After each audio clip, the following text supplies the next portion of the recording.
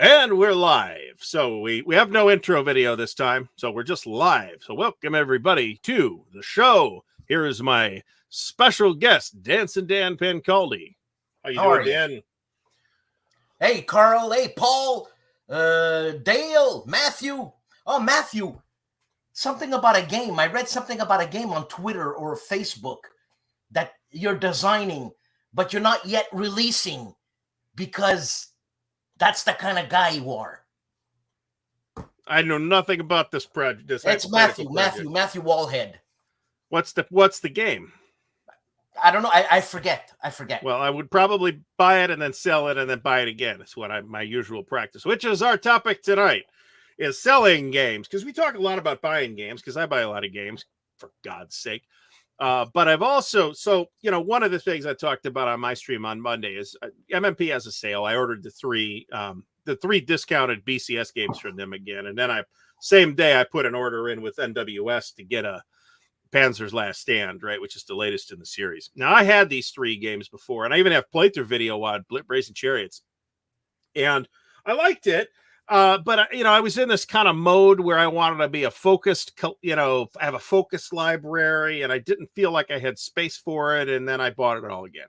So, I mean, I'm not like terribly far underwater on it because I bought them on sale, but I'm definitely several hours of counter clipping underwater because I had punched and clipped both Brazen Chariots and Baptism by Fire. And I started thinking about, I'm not talking about games that I had 30 years ago or even 20 years ago and then sold them and I bought them, I picked them up again recently. I'm talking about games I had like 2 or 3 years ago and then I picked them up again and I started listing them in my head and I'm like, man, there's like 10 or 15 of them. I'm like, this is dumb. This is bad strategy right here. We're buying too much stuff. You have a sale twice a year. Yeah. And I've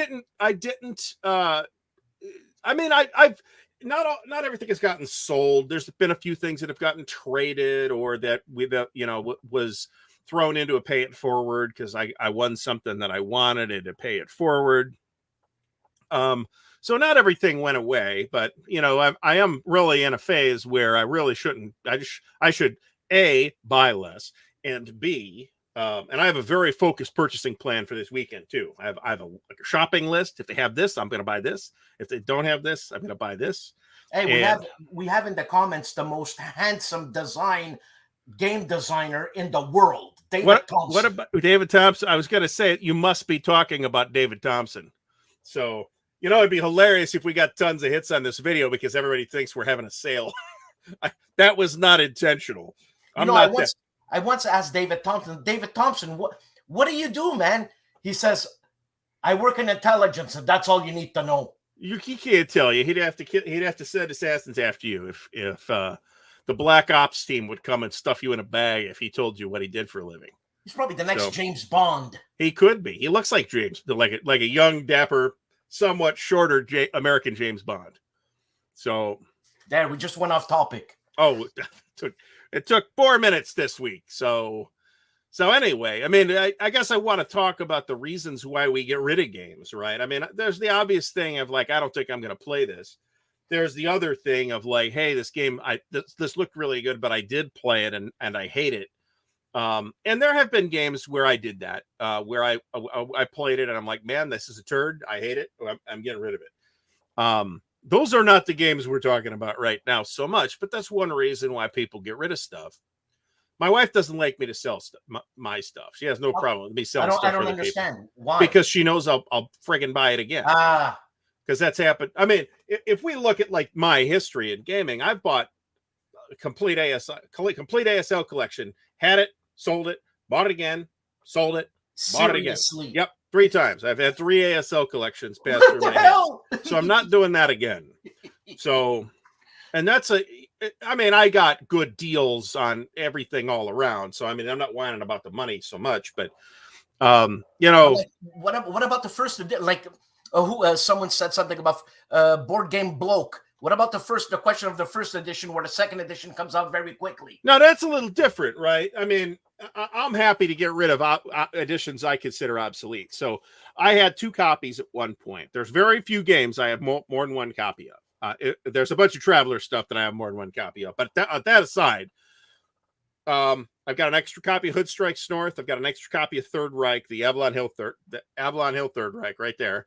And I've got and that's just an extra copy. It was $5, so it's not like that's a bunch of money tied up. I got an extra copy of Operation Mercury, and I had an extra copy of Empire of the Sun. I bought a new one because a new edition came out in a bigger box, and I wanted the bigger box. And what did you pay for it? Oh, I paid whatever retail is. I bought it from Enterprise Games, so I got something of a discount. So, but I mean, I bought the new one. I mean, I had bought the last one for retail too, right? Or near retail. And I ended up putting the old copy in like a pay it forward or something. Completely okay with getting rid of older editions. There's probably examples of new editions of games that aren't as good as the previous edition. But I do think that that's uncommon. Yeah. I feel guilty selling the first edition to make room for the second. I did that with yes, Conflicts of Heroes, and I regret it. I wouldn't have. Now, see, if I had Conflict of Heroes, I'd have sold Conflict of Heroes and had a completely clean conscience about it because I was not that crazy about it.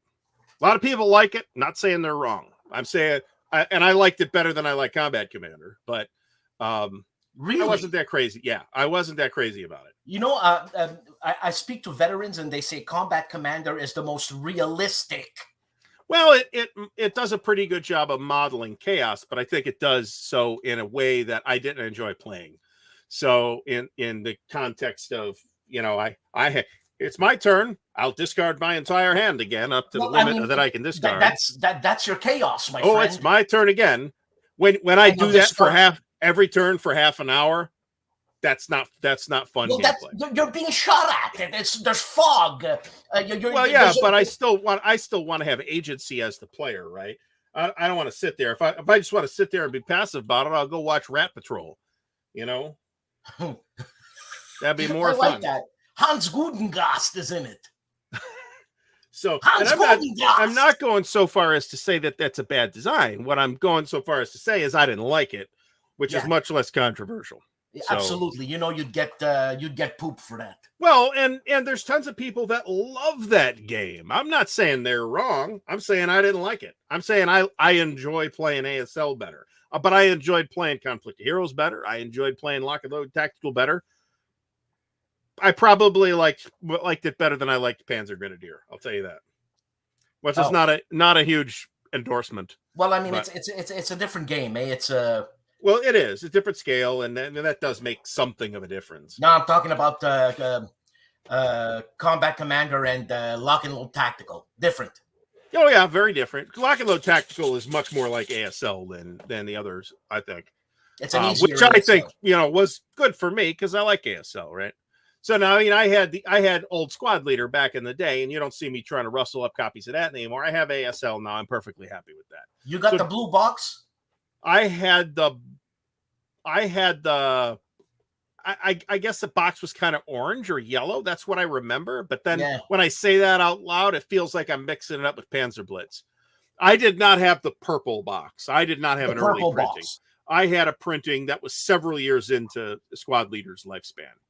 I actually purchased the purple box for $90, and it was in good condition. That's not a bad price for a good condition. Purple box. It was punched, but it was missing the rule book, and it was missing one map, and I thought, nah, send it back.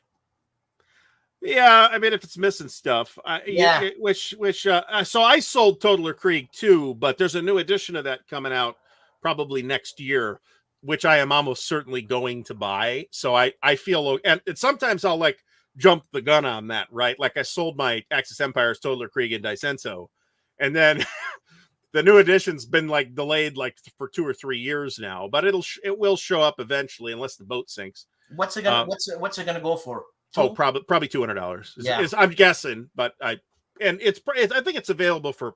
Damn it. I think it's available for pledge on Decision's website. It's probably $200. And Artie, knowing Decision Games' quality of components, do you think the components are going to be the same? And if they are the same, does that bother you? there have been, okay, so if we're talking strictly about component quality and Yeah. not errata or development Just problems, component quality. I have had a number of older decision games or box games. We're talking from the 90s. Box games or magazine games that have passed through my hands that I think where the component quality is not awesome. But it's a magazine game. Right, and it's from the 90s, so, Yeah. you know, I can't really complain too much, and I probably didn't pay much for it. One example, I just unplugged the headset again, would be the Italian campaign games. All those are that kind of mid-90s or early 2000s decision games. They're not that impressive physically, but they're magazine games, right? I know some people have voiced complaints about decision games component quality in recent years, and for one thing, in like the last 2 years, their component quality has gone up. They've done more mounted maps, they've got thicker counters and all that stuff. Even before that, however, I had no problems with any of the stuff that I had. Were the counters the thickest possible? No. Were the maps the nicest possible? No. But I'm not in this hobby to complain, right? So say something. I just want to make sure the headset's working. CSRs tonight at midnight. That's tonight at midnight. Yes. Tonight at midnight, the CSRs. Yes. That was a labor of love. I did a labor of love. Apparently, yeah. I am well aware, and I said something to them about this, that in my backstage correspondence with those folks, that the what you have done is a tremendous amount of work, and they should at least have the decency to give you props for it. So, well, yeah, they do, man. They do. I was not satisfied. Thank you, Artie. Thank you. You're a gentleman and a gentleman. CSR podcast episode tomorrow at 9. Are we doing that live? Is that the plan? That is the plan. I mean, we're recording. I didn't know it was going to be live. So it's Brant. Well, Brant is a troublemaker, as you're aware. Yeah. So yes, we are going to have a commentary, rebuttal, or whatever. Maybe it'll. I hope, fervently, that I will have nothing to say except they did a fabulous job this year, and I am delighted with with everything. You'll have a lot to say. I might have, boy. Okay. Hey, look, man, it is what it is. People learn. What can I tell you, man? Oh, it's a process, and we shouldn't be too hard on them, but we also shouldn't be shy about pointing out when errors occur. So. Absolutely not. So anyway. So, I mean, I used to do this too. I used to do this at Origins, actually, when I was driving down from Cleveland every year. I would dump them. I would bring 3 or 4 boxes of games, dump them in the auction, leave the convention with 3 or 4 boxes of different games that I either bought in the auction or bought in the dealer's room, and more money than I walked in with. So, and was one reason, but not the only reason why I missed that auction, because I had a great time. And how did the auctions go? Are they fair? You get some really good deals, and then some stuff goes really high. I mean, that's just how it works. There is a war game auction at Consum World Expo, so I am given to understand. Will you record it? Can you record that, please? Well, I'm not going. So, okay. So, my personal career situation is not certain as far as what will be going on mid next year. If I am in exactly the same place in July of 2022 that I am in November of 2021, I have every intention of going to CSW Expo. And if so, then sure, I will do all kind of video. But you just said you're going to Consum. Well, I'm going to Compass Expo. That's this weekend. There's a flea market there. There's not an auction. It's not a big enough event to have a real auction. Yes, please film the flea market. Oh, I totally will. And go slowly, please. Oh, slowly. I'll not only film the flea market, I will. So here's my I'm going to be completely honest with everybody watching right now.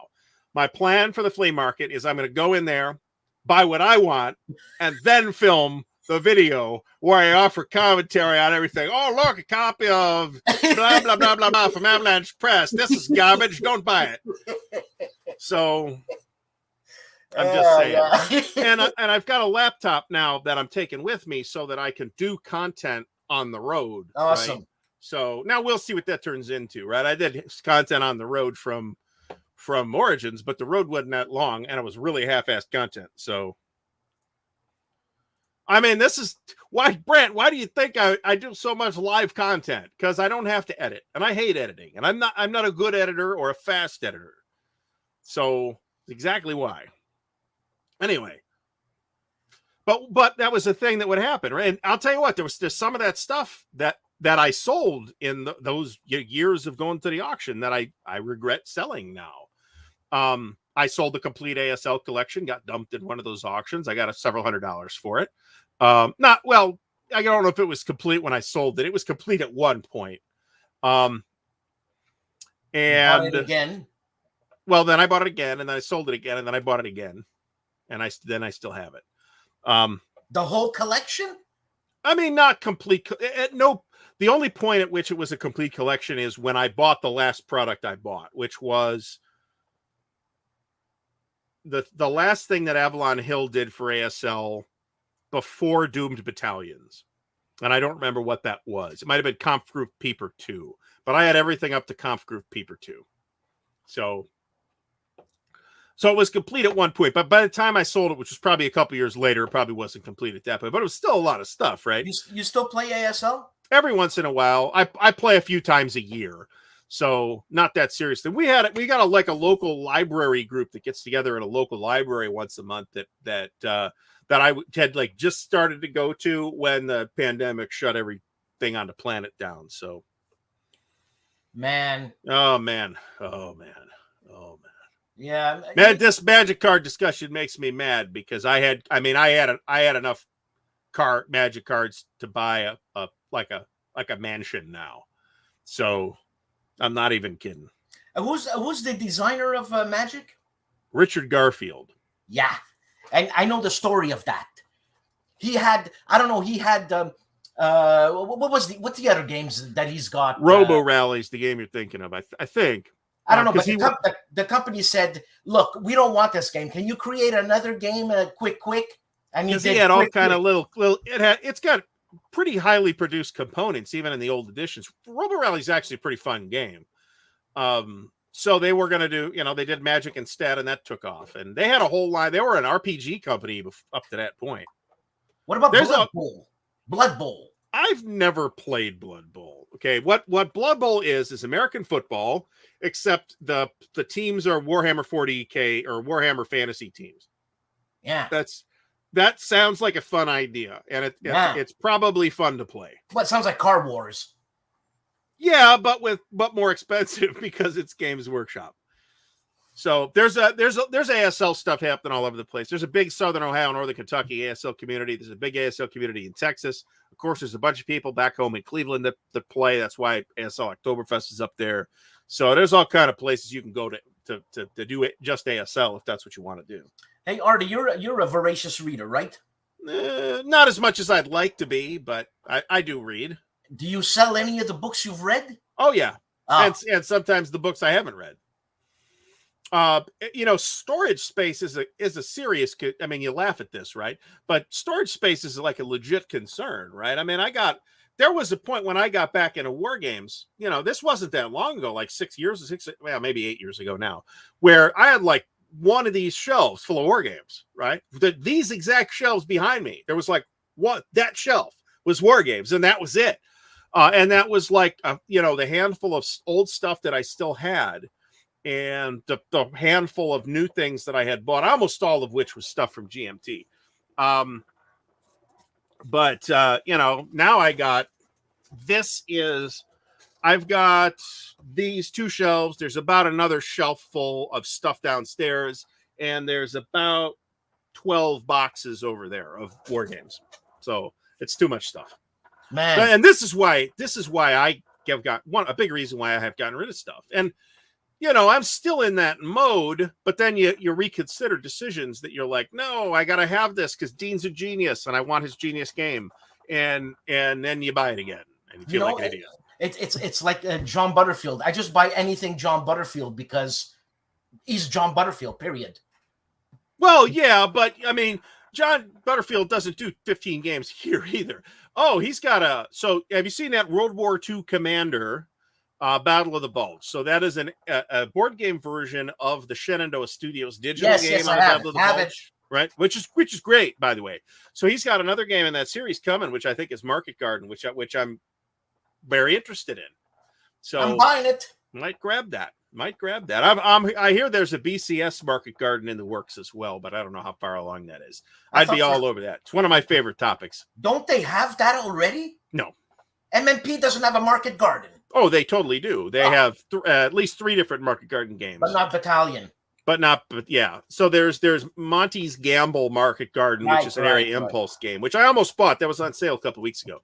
And that looks good, actually. And then there's the giant Devil's Cauldron and Where Eagles Dare GTS Market Garden, which is the ultimate Market Garden experience, right? But Battalion would BCS a Battalion scale Market Garden, and there's a Goss Market Garden in the works too. That's actually the next big full size Goss game that's coming. Is Market Garden. I don't have a Market Garden game. You're there. I don't know what to tell you, man. You need Market Garden games. It's a great gameable situation, actually. Well, is it a lose-lose situation? No, but the victory conditions are kind of built in because the Allies are on the clock. Right? It's not that the Germans have overwhelming firepower to stop them with. They've got this scratch force of whatever bozo they could stick a Schmeiser in their hand and stick them in the line. I hate literally that happened, right? They literally grabbed the SS marching band and gave them guns and said, "Go, you're soldiers now again." Yeah. So, Holland 44 is a very good game. I like that a lot, and that's a really good long sitting type of Market Garden game. You play it out in 4 to 6 hours, I think. Huh. Great game. And Mark Simonich's games, the 44 series, they play solo well, eh? They play solo reasonably well, yeah. I mean, there's no like explicit solo mechanism, nor is there really a solo friendly mechanism like a chip pull mechanism. But there's also no hidden information, so there's nothing stopping you from just playing both sides, and they work pretty well. Yeah, I've got all of them except France 40 and Ukraine 43. France 40 is on P500. It's got like 900 orders. It'll get reprinted at some point. Ukraine 43, I'm not sure. But they both go for big change, and I'm not willing to pay big change for those games. I just want to show the people what I got today. Bismarck Solitaire, available from Amazon. Worthington trying out a new idea in wargaming, which I think is really a neat idea, and I'm glad they did it. I have no opinion on the game itself, but I think it's a neat game. It's a solo thing, right? Yeah. And it's like a map your moves out in the book type of thing. Yeah. Yeah, something like that. It looks neat. Somebody will do video on it. Actually, I think somebody's already done video. Well, no, Worthington already has a video on how to play, but I mean, it's super simple, man. Well, I mean, that's fine. That looks super complicated, man. There's all kind of colors and color coded and all that stuff. No, you roll a dice and one of these things pop up over here, and depends where you are, you deal with the situation. Well, okay. I mean, that's decision making. Not everybody needs a monster game experience and a little booklet. You'll never get that. There's an optional rule in GTS Market Garden that'll let you drop wherever you want. It's a bad idea. It will break the game. And I suspect that it will break the game in any Market Garden game if you just let the Allies drop wherever they want. Why? Because British 1st Airborne lands kind of spread out and gets separated into 2 groups. One of which is like stuck against the Wall River, and the other of which ends up with Johnny Frost and those guys in Arnhem. And if you just drop the whole division and down, we did this a couple years ago at Winterfest, where one of the 2 tables where we were playing GTS Market Garden, just let the Allies drop where they wanted. They dropped like in or just outside of Arnhem. They had the entire division in the city. So there was no way to dig them out in a reasonable amount of time, and it broke the whole game. So. The reason why Market Garden is a good gameable situation is a variety of situational factors that happened in that campaign. But one of those things is the fact that British 1st Airborne ends up dropping in a disadvantageous way. And hold on a second. Is the Arnhem Bridge, was that part of Market Garden situation? Yeah. So the point is, okay, so first of all, go watch A Bridge Too Far. I think it's on either Netflix or Amazon Video. Well, it's that or Ramagen, because I don't know if I have enough time before my 8:30 cuddle time with my girlfriend. They're both long, but Bridge Too Far is pretty long, but it's really good. Bridge over Remagen's not that great.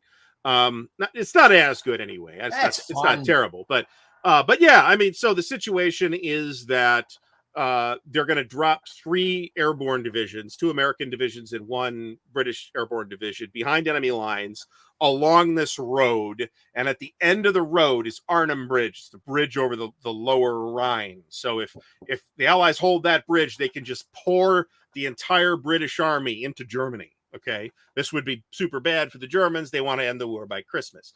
But it's like 60 miles or whatever it is behind enemy lines. So the idea is that you're going to drop these 3 divisions. They're going to hold the key. They're going to seize and hold the key bridges. And then this massive armored column, British 30 Corps, is going to drive down the road and relieve each of them in turn until they get to Arnhem, at which point, 30 Corps drives into Germany. Well, they get bogged down on the road due to enemy action, due to the roads garbage. There are all kinds of problems that they have. Some of the bridges get blown by the Germans. Some of the bridges don't get blown by the Germans.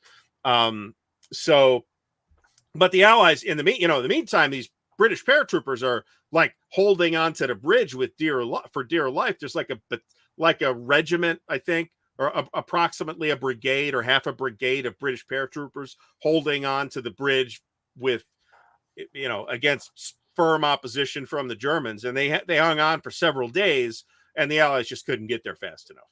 So the 30 Corps just couldn't get there fast enough. The movie does a pretty good job of summing all this up. Did you see how many war movies are coming out this year, next year? No. Lots of. Okay.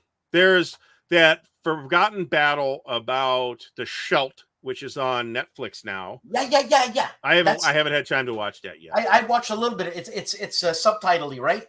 Yeah, it's partly filmed in Dutch, I'd imagine, and partly filmed in English. Yes. But it's a Dutch film, right? So, but there's a bunch of British people in it because it's about the Scheldt, and Canadians, right? There's Canadians in there. They should like send a DVD of it to your house if you live in Canada.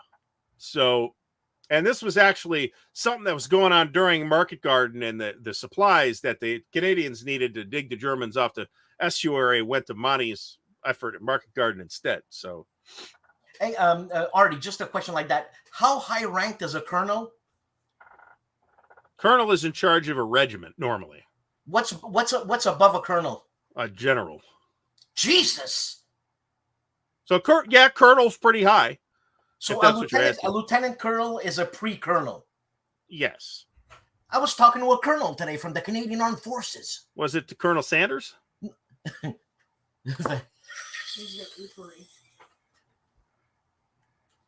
Was he wearing a white suit? That's funny as hell. Oh, that's funny. No, he's got a YouTube site called Gaming with the Colonel. Okay. Yeah, I haven't seen that. What is it? What is that all about? I don't know. I just spoke to him today, and they came to my mind. ADD. What can I tell you? Oh, is it a wargaming channel that I need to be made aware of? He's only got 2 videos out. Oh, okay. Well, that seems easy then. Oh, Strategic Command. That's a turd. I don't need to watch that. That said, maybe I'll subscribe to him and keep an eye on what he's doing. He's got a bunch of videos actually. No, you got the wrong one. It's Gaming with the Lieutenant, Gaming with the Colonel. Well, I'm looking at Gaming with the Colonel. There's like, I don't know, 15 videos here, something like that. No, man. Oh, there's more than that. I bet you got the wrong channel. Maybe it's it's a different. It is Colonel Sanders then. Jesus. Anyway. Yeah, it's Gaming with the Colonel. I made him an intro. I can't show you the intro, can I? No, because I'm running the show. Yeah, because you got the controls. So sorry about that. Don't worry about it. Anyway. So, yeah. So, I mean, actually, speaking of Market Garden, one of those games on my stupid person list is Where Eagles Dare, which I had. And, at the time it was like, hey, local people don't like this system. And that particular game does not have small scenarios, does not have a wealth of small scenarios. It's got like this learning scenario that's not very interesting, but it's a learning scenario. So what? And then there's a 1-map scenario. And then there's like every other scenario is 5 maps. So it's like, that was also a movie. Regals, yes, but it was not a movie about market garden. It was a movie about a fictional German paradrop in England. Wasn't that with Clint Eastwood and Elizabeth Taylor's Burton? What's his face? I think you're Where Eagles Dare, man. Clint Eastwood and Richard Burton. Richard Burton, man. Richard Burton sounds right. Clint Eastwood sounds wrong, but I could be wrong. I'm not sure I've seen the movie. So, yeah. But I don't know. Yeah. So, Lieutenant Colonel, this is funny. It's also known as a light colonel. That guy's always on the phone. A colonel, I guess, yeah. Isn't it? The guy's name is Sean. God, I forget his name. Sean Morin. Colonel Sean Morin. Well, I sent you a bunch of links to channels today, so respond to that email and send me a link to this guy's channel, because this looks like a channel I might enjoy watching. He's got a bunch of video game things. That's not the guy. But it sounds like it's not the guy. He's got 2 videos out, 2 Columbia game videos. I'm looking at Gaming with the Colonel. Apparently, it's a different Colonel. Yeah, maybe this channel is called Sean or something. It's a channel called Sean. That's great. Sean. I don't know. I just say it happened today, man. I've had to deal with this a number of times, and it's always a pain in the ass. Less because I mean, packing the box is exactly the same, right? It's expensive, but you're selling it. Somebody else is picking up the shipping tab. What irritates me is when people in Canada get huffy with me when I tell them what it's going to cost to ship the game to Canada. It's like, man, what it is. Call the Postmaster General. I got nothing to do with this. I weighed it. I put the dimensions in the calculator. This is what it'll cost. Either give me the money or tell me it's too much, and you don't give me the money. That's fine, but don't get pissy with me. That's irritating. I'm irritated by it. Yeah, that's like the one situation in which Canadians are jerks.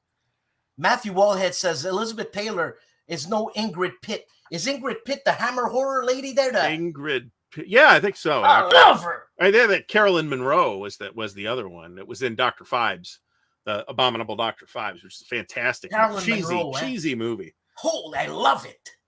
So I've got them both. Dr. Phibe rises again. The sequel's not as good, but let's face it, they're both pretty cheesy movies. So if you like the first one, you probably like the second one too. You know what the name of the woman was? Do you remember? Volnavia? That's right. Yeah, I've seen. I mean, I grew up on that kind of stuff, man. Volnavia, man. So absolutely, and that was Carolyn Monroe, at least in one of the two. I think it was a different lady in the other film. I think. Yeah, I could be wrong about that. Very sure, yeah.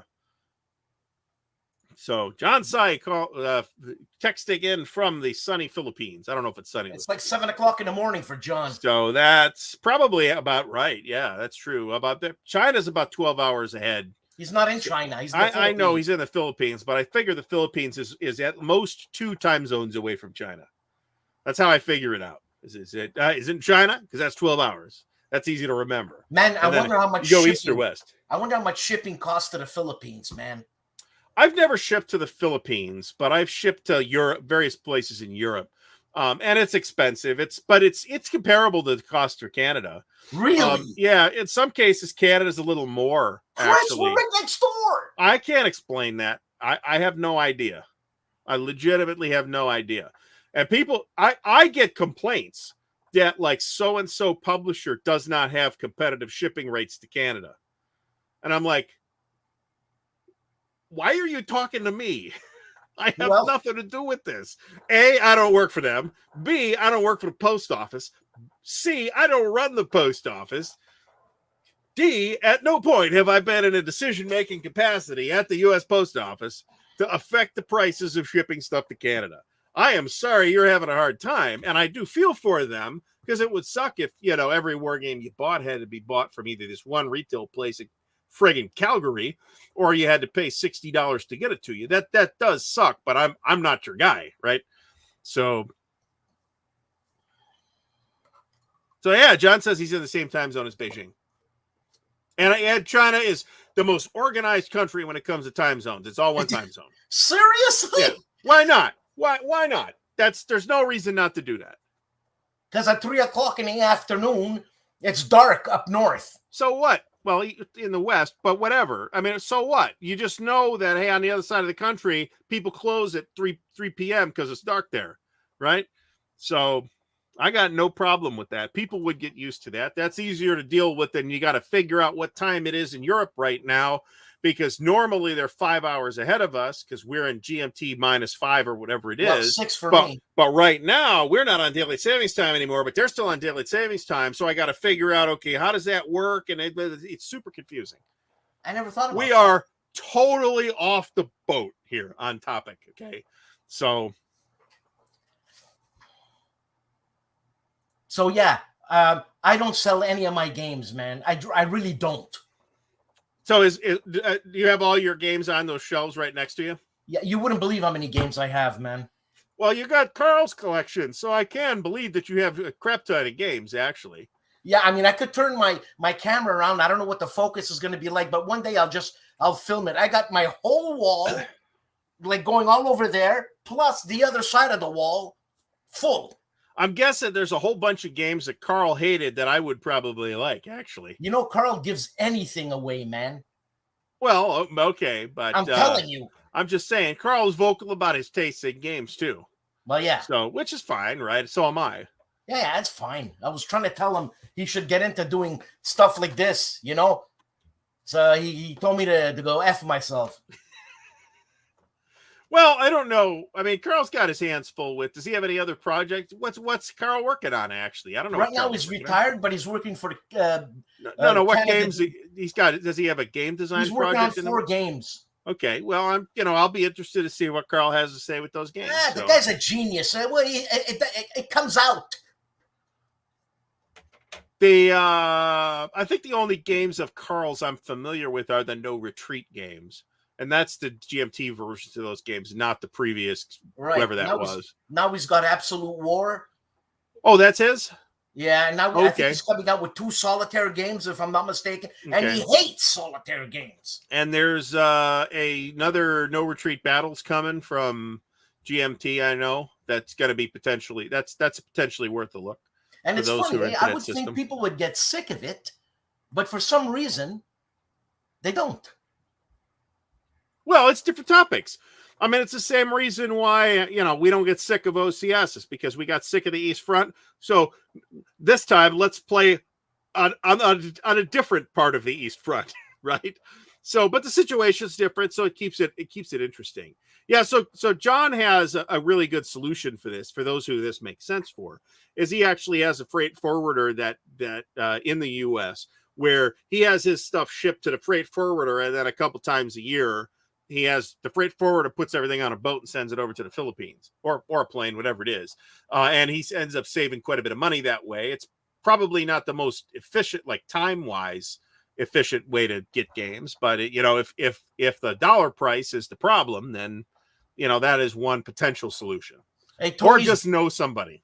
Tony's Board Life, Sean Moran is the channel we were thinking about. I was thinking about. Sean Moran. Yeah, he's only got 2 games, man. He's a colonel. And we're best friends like this. One of those Labatt guys is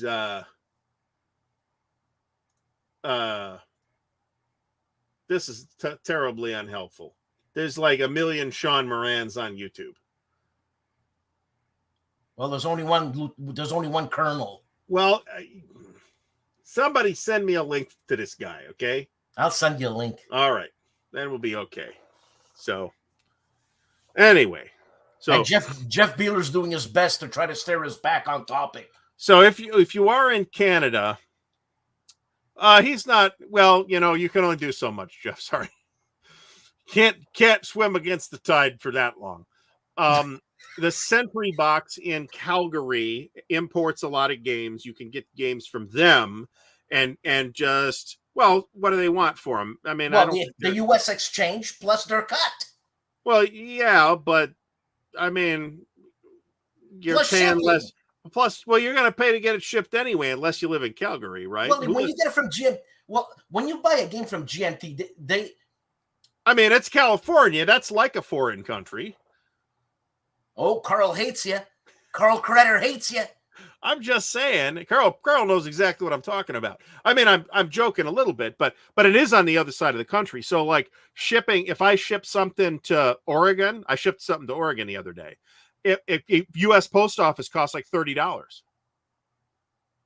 and it's the box game that I shipped to somebody. I'll tell you about it after the show because it's funny, but it's, I mean, even to the ship to the other side of the country is expensive. So I mean, shipping is expensive right now. I'm sorry, it sucks, but what isn't can you UPS or FedEx just as expensive, or might even be cheaper? If you just go to the UPS store and say, "Can you ship this?" you'll find that it's more expensive. However, if you go to Pirate Ship, which gives you UPS as an option now, I saved about 15. Well, I didn't save. Somebody reimbursed me for the shipping, but it saved about $15 on the shipping cost, shipping UPS to Oregon rather than shipping USPS. USPS, yeah. So anything past about Colorado costs a bundle extra, costs like twice as much. So it's not even just Canada.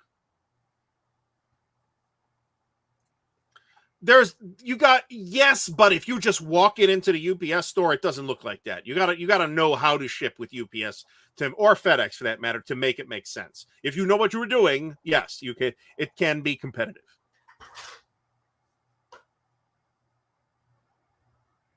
This was slightly bigger than a normal Wargame size box, but not that much bigger. It was fairly heavy. It was 6.5 pounds. God. So I wanted to buy from a C3I from Roger McGowan's magazine place. Mm-hmm. I wanted to buy Mark Herman's Gettysburg, the box game that they made. Right. The shipping was double the game. You could get it. Oh, so if you want the box version, I'm not particularly surprised by that. I think it was $30, and I think shipping was like $60. If you don't care about the box, I'd say buy it from Amazon. But couple things on that. One is that you're doing a better job supporting Roger and his endeavors if you buy it directly from Roger. Secondly, it's cheaper if you buy it directly from Roger. So you can get those on Amazon, but I would prefer you to buy it from him directly, unless you're in Canada, in which case you might be hosed. So. No, Peter, I'm not talking about Doug. I'm not talking about Nick Moran. It's someone said the show here. What was it called? Sean Moran Gaming.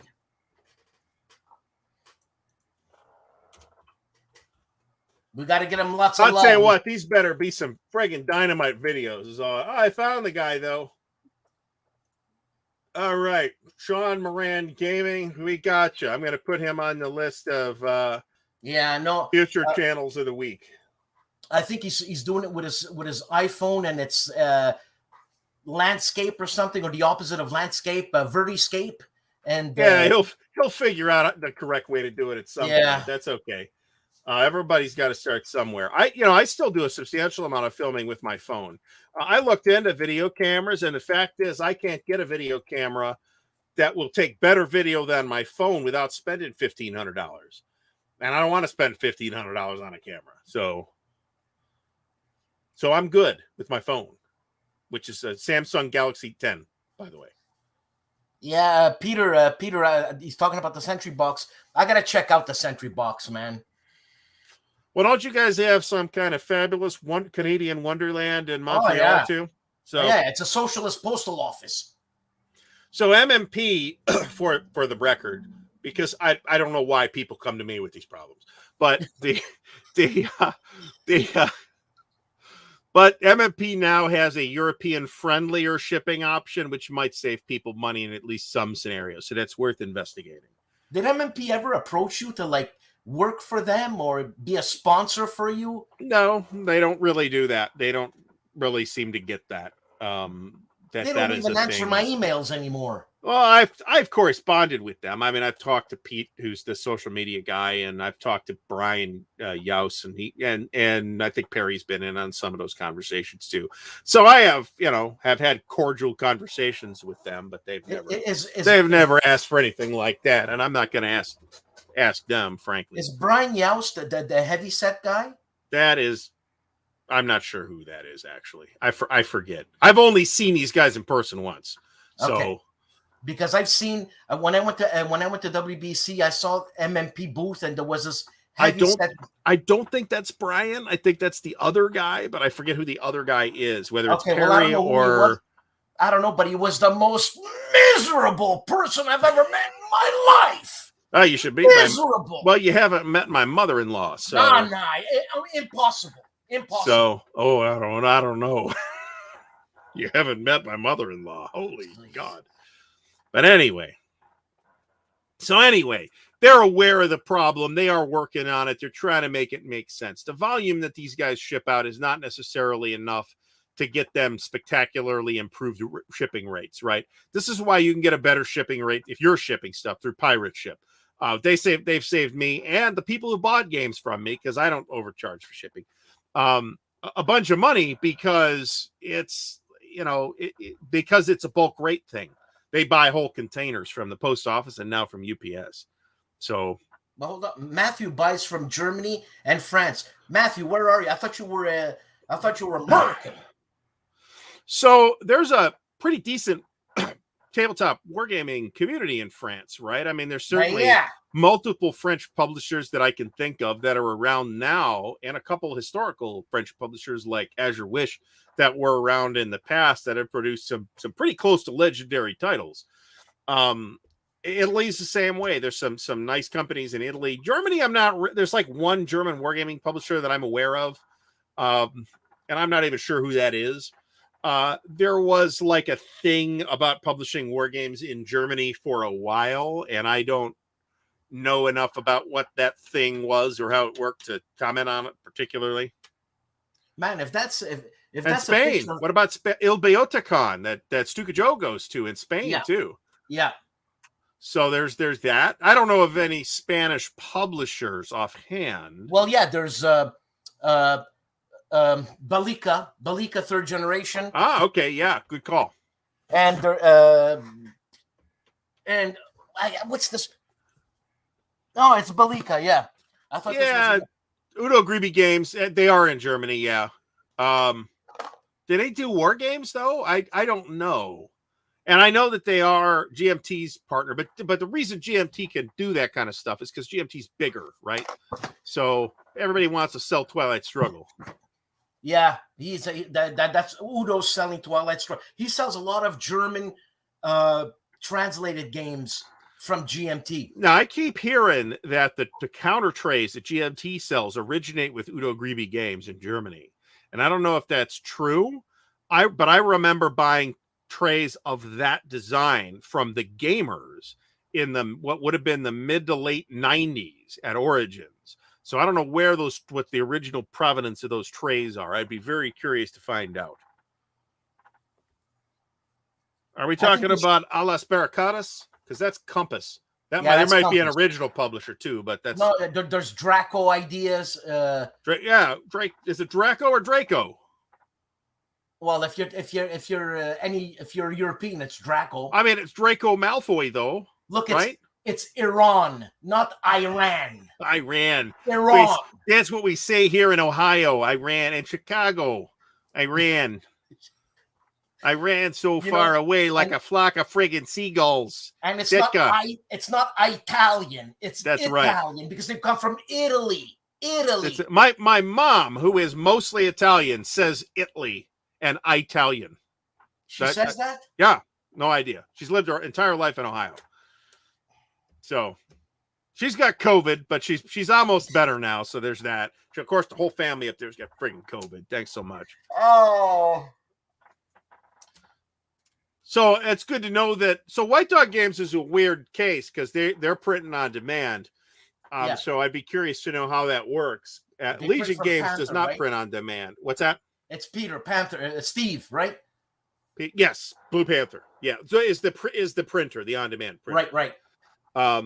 So I don't know how that's working. I don't know how that's working for.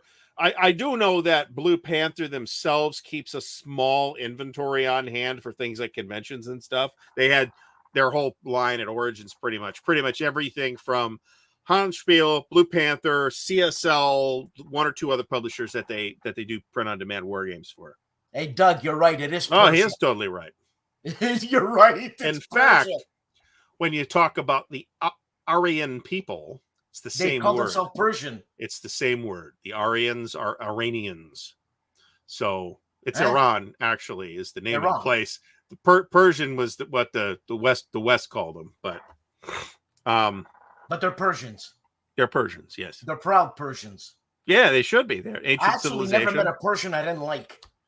I'm not 100% sure I've met any Persians, but I don't know, maybe. You haven't met any Persians? I don't know, maybe not. I live in Ohio, man. This is like the least diverse community anywhere unless you live downtown. So that's great. That Will's in Portugal, so if you can get them in Portugal, I assume you can get them anywhere. So I always wanted to visit the Iberian Peninsula, actually. So yeah, I wanna taste their port. I want to taste the Iberico Secreto pork, actually. Yeah. I've tried port. I hated it, but I bought it, what I assume was a crappy Have you ever had prosciutto? Yeah. So? Well, there's like the cured ham type stuff. Yeah, but that's the prosciutto I'm talking about. Yeah, it's that's a specific cured implementation, though. I haven't had the Spanish stuff. That's why I'm curious to try it. The jamon. Yeah, yes, that's the stuff. They have it at Costco. I'm gonna buy one. I know. Everybody's getting an Iberico ham for Christmas this year. I bought. You know how much it was? We bought the Iberico ham, and it wasn't even the top of the line pig. It was 15 little slices as thin as my hair, thin for $15. You can get a whole ham at Costco for 120 or so, like that. Really? Yeah. No, I don't know what the grading is or anything. I just want to try there's different pigs, man, you know? So, yeah. Like different mother-in-laws. Yeah. So, Gamers HQ. I'm not sure who that is. Where are they at? There's something to this. I mean, in terms of design, this is a topic that is worth actually exploring. Yeah. But I don't think we can do that in 6 minutes. Because GMT is operating at a different scale than anybody else in the traditional wargaming space. Yeah. Now there's other companies that are not trying to exist in the traditional wargaming space, like something like an Academy Games, right? They are not super interested in existing inside that hex encounter space. No. I know they do some hex encounter stuff, but generally speaking, that's not their thing. So there is a difference between a GMT or an Academy Games and a company like MMP or Decision or Legion War Games or Revolution Games or whatever. That's about more than just the size of the company and the sales volume, whatever that is, which are numbers we don't have for anybody. So there's an approach difference. I mean, almost everything Decision does is hex encounter, right? Or very close to hex encounter, even if it's technically an area movement or point-to-point or whatever. There's only a few exceptions to that. I don't understand why Decision Games is not as hardcore as GMT in terms of company, and I'm going to say components again. Again, I don't really have a problem with. I mean, I've heard people complain about the Gauss counters, for example, not Lucky Forwards because those are thicker. Although I got to complain about that. I don't really have a problem with any of that. I got a bigger issue with the fact that Lucky Forward is a $200 game and there's one set of charts and tables in the box. I think I got a bigger issue with that than I do with any of the component quality. That's understandable. And it's not like there's a shortage of stuff in the box. Okay. There's a lot of stuff. I have an unboxing video. Go watch it. There's a lot of stuff in the box. There are also two different counter thicknesses in the box. There's the unit counters, which are on the nice new thicker stuff, and there's the Gauss system counters, which are the old thin ones. And I'll tell you, box? Yeah, and I'll tell you why, because they printed those system counters en masse years ago, and they're still sticking them in the games because they still got them on hand. I'm sure that's why. This is, and that's a bit that's a bit half. I mean, I wasn't like writing the letter to the president over it or anything, but Decision is not exactly a one-man operation. Actually, look, games are not cheap, man. You know what I'm saying? So and that's another thing. Is like, none of these, nobody you can think of is that exists in our space. Like, I'm not talking about the Wingspan lady or the whoever. I'm talking about people that exist in a historical tabletop space. Nobody that you've heard of is making a living at this, except for like 3 people who are publishers, and all three of them I think work for GMT. As the designers, forget it. They're all either retired from their previous lives or they're doing this on the side. Well, Rainer Knizia left Deutsche Bank. Oh, well, right. He's got like as much money as the Pope. So That's true. Yeah, it's exactly what I'm talking about. If you got all the financial independence in the world, you can go ahead and do that. So, but I did see this. That I don't know what. Man, I don't know what he spent. I'm feeling still guilty that the 3 Europa games I bought. He forget it. He like sold the children into slavery or something. It's a lot of stuff. I was looking at the shipping labels. I'm like, it costs $80 to ship that box. Oh, here's another box. It costs $60 to ship it. Oh my God, what do they get? So yeah, I don't know, but I mean, the point is that nobody's making tons of money at this for the amount of. Now, again, if you're just buying them and sitting them on the shelf, then I don't know what it's worth to you. But if you're playing them, then these games could cost twice what they cost, and you'd still get your money's worth out of them. So anyway, I have not listened to that. I will have to listen to that. The last podcast. I'm behind on all the podcasts. Amabel was with Brant. Well, that's the podcast. Whoever Brant gets on. Yeah. So Amabel was probably on. I remember she was on, but I didn't actually listen to it yet because I was super listening to podcasts when I was going to work 3 times a week, like in the last couple of months. But I've been honestly working from home a little more on purpose, so I have less driving time to listen to podcasts. So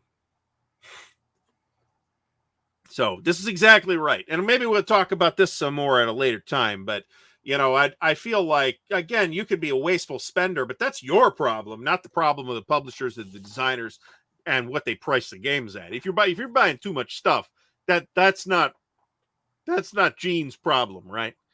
And look, if that's Matthew, hey, look at a handsome guy he is. That's very Aryan looking, eh? I suppose. Looks a little bit like Werner Herzog. I mean, this is true too, and this is part of it, right? But even the Hasbro designers probably are.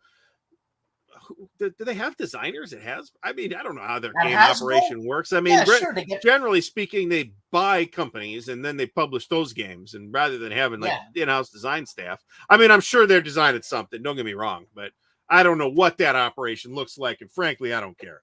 So Operation, that's a Hasbro game. They're all Hasbro games. Hasbro owns both Milton Bradley and Parker Brothers. All those games you played as a kid, I don't care what they were, except possibly Trivial Pursuit if you're a youngster. They're all Hasbro games. What about Milton Bradley? Milton Bradley, too, owned by Hasbro. I mean, it's been owned by Hasbro for my entire lifetime. So somebody was talking about they crossed the border with a trunk full of games and they got some grief from the Border Patrol or something. I forget what the story was there.